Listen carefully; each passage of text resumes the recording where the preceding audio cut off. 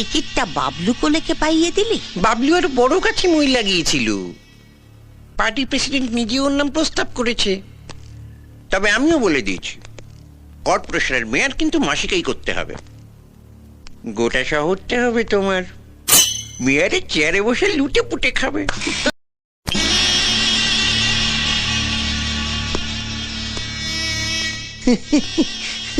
আরে বিন্দু মাসি যে কি খবর?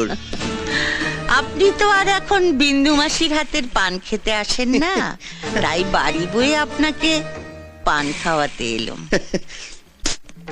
সম্পর্কটা এখানেই শেষ করে দিলেন সামন্ত মশাই? এ তুমি কি বলছো মাসি? তোমার সঙ্গে আমার সম্পর্ক কি আজকের? আমি আগে যেমন তোমায় ভালোবাসতাম, এখনো তেমনিই ভালোবাসি। এর চেয়ে বেশি বলার আগে আপনার লোকদের সরে যেতে বলুন শান্ত মশাই। দেখলে, তোমার সঙ্গে আমার সম্পর্কটা এখনো কেমন মধুর। গার্ডদের সামনে তুমি আমায় গালাগাল দিলে না। এবার দেব। আমি জীবনে অনেক হারামি দেখেছি, কিন্তু আপনার মতো এক পিসও দেখিনি। এই যে সাদা ধুতি পাঞ্জাবি পরে মন্ত্রী হয়ে হিল্লি দিল্লি ঘুরে বেড়াচ্ছেন, কার জন্যে? আমার জন্যে, এই বিন্দুবাসীর জন্যে।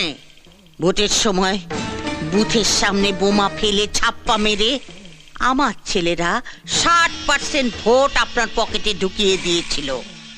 তারপর আপনি জিতেছিলেন, তারপর আপনি মন্ত্রী হয়েছেন।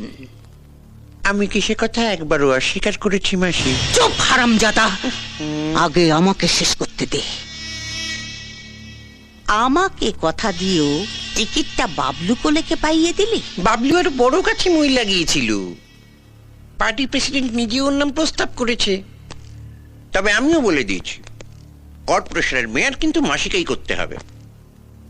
গোটা শহরটা হবে তোমার। মেয়রের চেয়ারে বসে লুটে পুটে খাবে। তোর মেয়রের চেয়ারে আমি ইয়ে করি।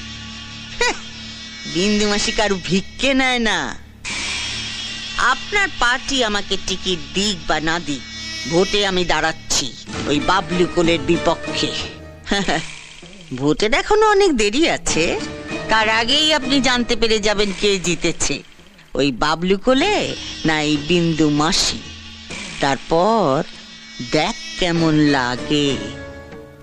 এই চলে আয় সবাই।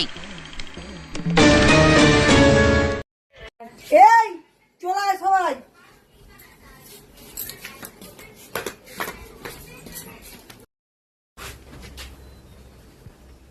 বড় মই লাগিয়েছে।